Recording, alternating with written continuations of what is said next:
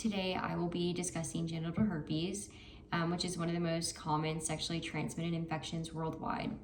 Throughout this presentation, I will explain what genital herpes is, what causes it, how it's spread, its signs and symptoms, how it's diagnosed and treated, and why understanding the disease is important from both a microbiology and a healthcare perspective.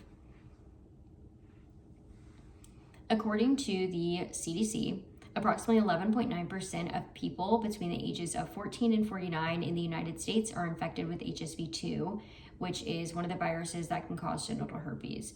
Many people don't even realize that they are infected because symptoms can be very mild or they may not be having any symptoms at all. So this image on the screen here just shows a color-enhanced transmission electron microscope image of the herpes simplex virus. Since viruses are much too small to be seen with a regular light microscope, scientists use electron microscopes to visualize individual virus particles. So what is genital herpes? First of all, understanding how this virus infects the body, spreads between people, and is managed is important for both healthcare professionals and the general public. Genital herpes is a viral sexually transmitted infection, or STI, that is caused by herpes simplex virus type 2, or HSV-2. However, HSV-1 is more commonly associated with cold sores around the mouth. It can also cause genital herpes through oral to genital contact.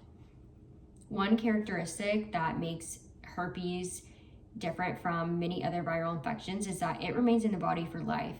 After the initial infection, the virus becomes inactive or latent inside nearby nerve cells. It can reactivate later, causing additional outbreaks, although some people may never experience symptoms again after that initial time. The causative agent.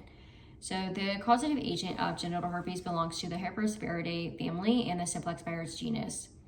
The two species that infect humans are herpes simplex virus type 1, or HSV-1, and herpes simplex virus type 2, or HSV-2. Although HSV-2 is the most common cause of genital herpes, like I previously mentioned, HSV-1 can also cause genital infections through the oral to genital transmission. HSV is an enveloped, double-stranded DNA virus that first infects epithelial cells before becoming latent in nearby sensory neurons. Because the virus remains in these nerve cells, it can reactivate later and cause recurrent outbreaks. This photo right here shows the basic structure of the herpes simplex virus. While each part has a specific function, the key point in this image is just knowing that HSV is an enveloped DNA virus, and it also depends on human cells to reproduce. So the transmission, genital herpes is spread primarily through direct skin-to-skin or mucosal contact during vaginal, anal, or oral to genital sexual contact with an infected person. One reason HSV can be spread so easily without necessarily being aware of it is because the virus can be transmitted even when a person does not have visible sores. This is called asymptomatic shedding, meaning the virus is present on the skin without causing noticeable symptoms. Although less common, HSV can also be passed from a pregnant mother to her baby during childbirth, which is why early diagnosis and appropriate treatment are very important. That photo here is a medical illustration showing a cold sore, which would be HSV-1 that can be transmitted to the genitals. And then this icon down here is just a reminder of why it is so important to acknowledge the fact that asymptomatic shedding does exist, so prevention and protection are crucial. So common signs and symptoms. The most recognizable symptom of genital herpes is the development of painful blisters or sores around the genital area. Before these sores appear, many people experience itching, burning, or a tingling sensation, which is an early sign that an outbreak is beginning. The first outbreak is usually the most severe, and it may also include flu-like symptoms such as fever, body aches, or swollen lymph nodes. However, it's important to remember that many people infected with HSV have very mild symptoms or no symptoms at all, which is one of the reasons the virus is often spread without someone realizing that they're infected. So here are examples of how blisters can look on darker skin and then how they can look on lighter skin.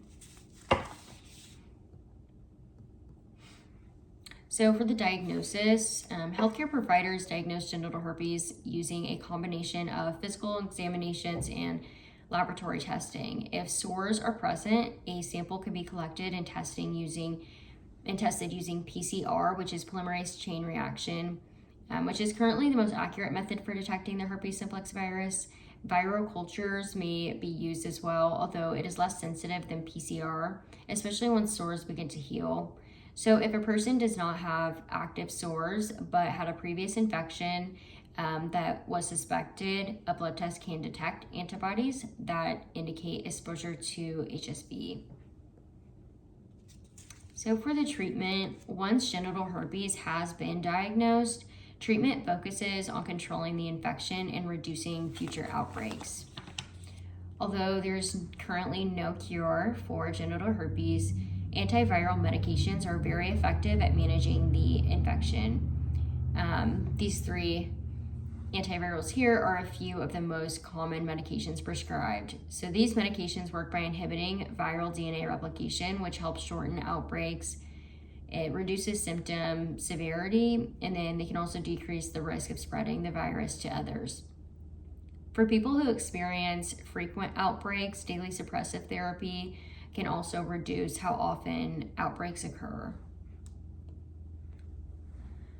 So for the prevention of genital herpes, although it cannot always be prevented, there are several ways to significantly reduce the risk of transmission. Using condoms or dental dams during sexual activity can lower the risk, although they do not provide complete protection because HSV can infect areas that aren't covered. It's also important to avoid sexual contact during an active outbreak, when the virus is most likely to spread. So for some individuals, taking an antiviral medication every day can reduce viral shedding and lower the chance of transmitting the virus to a partner. Finally, just honest communication with partners and regular testing when appropriate are important steps in preventing the spread of HSV. So regarding the public health importance, genital herpes continues to be an important public health concern because millions of people worldwide are living with the infection. Since many people have mild symptoms or no symptoms at all, they may unknowingly transmit the virus to others. Although there is currently no cure, early diagnosis, education, and appropriate treatment can help reduce transmission and improve quality of life. As future healthcare professionals, understanding diseases like HSV allows us to provide accurate information, reduce the stigma surrounding HSV, and that can be done through education and communication. And it also helps patients make informed healthcare decisions. And in conclusion, genital herpes is a very common viral infection caused by the herpes simplex virus. Although there's no cure currently, early diagnosis, antiviral treatment, and prevention strategies can help reduce symptoms and lower the risk of transmission. As we have discussed today, understanding how the HSV virus spreads, how it affects the body, and how it's managed is important for both healthcare professionals and the general public. Increased education and awareness can help people make more informed personal decisions and healthcare decisions while reducing the stigma surrounding the infection. And here is all my works cited.